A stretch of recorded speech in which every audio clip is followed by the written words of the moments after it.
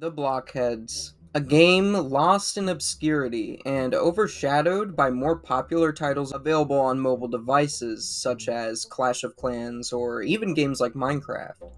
It was a wild success on the App Store when it was initially released back in 2013, and to this day has a decent sized player base, even after online servers being shut down. A lot of people know it as the game you'd get if you couldn't afford Minecraft, and while this is certainly true, this is no Minecraft knockoff shovelware. The Blockheads holds its own, and even puts Minecraft to shame in some aspects. I was introduced to the game in my mobile gaming phase, back on the iPod 5. I didn't have access to Minecraft at the time, so that was definitely a big draw for me, as not only did it scratch that itch, but it was free as well. It would become one of my favorite games of all time, and while I haven't played it in years, returning to it was a real treat. Spawning into a new world, you're greeted at the portal to make your first blockhead. The blockheads are unique, in a sense, as they represent something similar to a sim. You yourself aren't the blockhead, rather, you are in control of them, and you pull the strings on what they do and don't do. Overall, the game is very peaceful, with very few enemies throughout the world. There isn't really a final end goal, really, you're just meant to progress your world and blockheads. I had quite a few goals, the most important being upgrading the portal to diamond, finding a cave troll, and finding a diamond tree.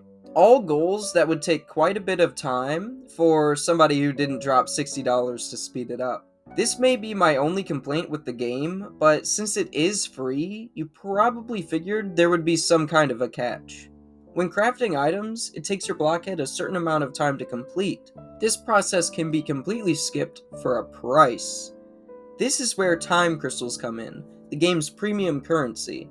While you can find them scattered throughout the world to mine, the most efficient way of gaining these are through buying them. On top of just finishing crafting faster, time crystals allow you to teleport to portals you've placed or discovered, and are used in portal upgrades and various crafting recipes, making them an essential resource. The game is still completely playable and beatable without purchasing them, it will just take much longer. For the sake of getting this video out in a relatively timely manner, I did need to buy them. Unlike games this may be compared to, like Minecraft or Terraria, the world isn't infinite, or in the case of Terraria, limited in the traditional sense. The world is looped, which is very interesting and it works very well. This means that you can walk around the entire world and wind up in the same place you started.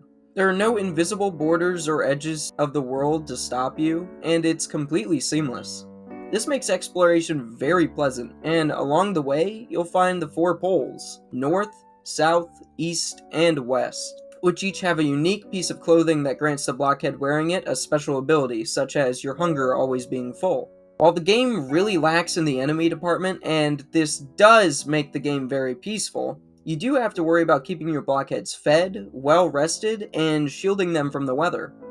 This isn't as hard as Don't Starve would be, but does add a layer of depth to taking care of your blockheads, and can make having multiple blockheads a bit challenging. While exploring the world, you're bound to run into a few enemies, even if there aren't many to be found.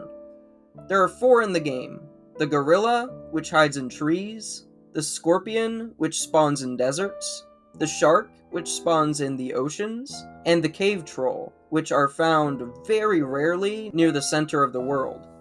Each enemy is challenging in its own way, and offer unique rewards for defeating them. The gorilla, being the easiest of the 4, and most common, jumps down from the trees at night to attack, dropping fur on death, a material used in clothing and some endgame items. The scorpion is a ranged enemy that shoots poison at you, and drops poison on death, which is used for one of the best weapons in the game, the poison bow. The shark swims fast, has a lot of health, and does quite a bit of damage. It's very unique in the fact that when you kill it, you'll get some damaged clothing, but more interestingly, a shark jaw that you can place on your wall, and varies in size depending on how large or small the shark you killed was. Lastly, the cave troll is my favorite of the bunch. My quest for the cave troll lasted nearly the entirety of my playthrough. As said, they're very rare and found very far underground. I was able to make an immense amount of progress before ever finding one, having upgraded my portal to Ruby, getting started in electricity, and having introduced 3 new blockheads to the world. Say hello to Jimothy, Barry, and Carrie. I'll touch on electricity in a bit, but once I finally found a cave troll, I was ecstatic. Cave trolls spawn with a golden chest, 2 ice torches, and occasionally a trade portal, something I will also touch on later. The ice torches are unique in that they are exclusive to this spawn, and also lower the temperature around them. The golden chest spawned with the cave troll can have some of the best items in the game, but it's no easy task to loot. The cave troll has an incredibly high amount of health, and does a ridiculously large amount of damage. On death, they drop a random piece of ice armor, and while I could have killed it by building a little wall and just shooting it with my bow, there is a very, very unique mechanic tied to them. By feeding a cave troll 10 golden coins, you can actually tame them. It's a lengthy process, but after a while, say hello to Friend. Friend pretty much just chills wherever he's left, but you can ride him like a boat or train, which can offer excellent traversal through caves, however slow. This would mark my first major goal for this playthrough complete. Finally, I looted the chest, and I was going absolutely bonkers with what I had received. A diamond. Diamonds are so ludicrously hard to find in this game, and up until this point, I hadn't been able to find one yet. This was an absolute godsend, as I was worried I'd have to spend countless more hours looking. I'm very happy to say that I didn't, and you may be thinking that I went straight back up and upgraded my portal for the last time. This is where you'd be wrong, however, but that wouldn't be your fault, as I've yet to introduce you to the trade portal, which is incredibly important late game. The trade portal can be upgraded with gems, similar to a normal portal. The main difference being that it serves as an economy. You are able to buy items you've discovered previously using copper, gold, or platinum coins. And you're able to sell items as well. Now, certain items are locked behind a higher level trade portal, so it's important to upgrade it once you get into the late game, and I'll enlighten you on what I, in particular, needed from the trade portal. So instead of upgrading my normal portal with the diamond, I upgraded the trade portal to diamond, which in turn allowed me to buy diamonds, rather than having to go find more. This allowed me to go ahead and just buy another diamond, which I then used to upgrade the portal, leaving me with one major goal left for the playthrough: finding a diamond tree. This requires a lot of prep to do correctly. You see, there are very special types of trees, gem trees, which can spawn on floating islands and grow gems over time. The rarest of the bunch, of course, is the diamond tree, which, as you can imagine, can be a very valuable find, along with being absolutely stunning. You could, hypothetically, just build a tower up into the sky. This would take a ridiculous amount of blocks and time, as you'd also have to bridge left and right, up and down, essentially all over the place trying to find one. This is not a realistic way of finding a diamond tree. The way you really should go about it takes a very large amount of prepping, but it's 100% worth the work. This requires advancement in technology up to the point of jetpacks. Electricity starts off using fossil fuels and is pretty restrictive on how you can use it.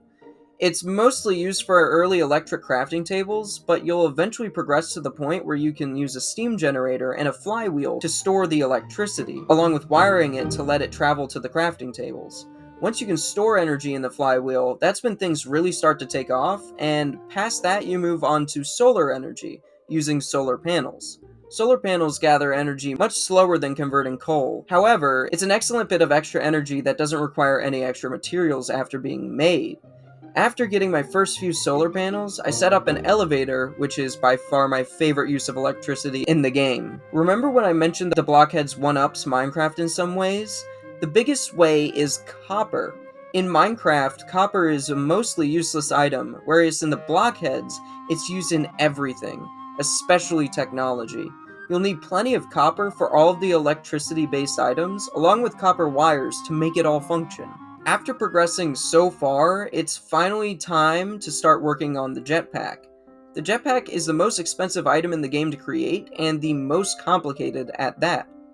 The trade portal comes back into play here, allowing me to purchase components of the jetpack and save a lot of time and resources. It still took forever, but eventually I finally crafted the jetpack.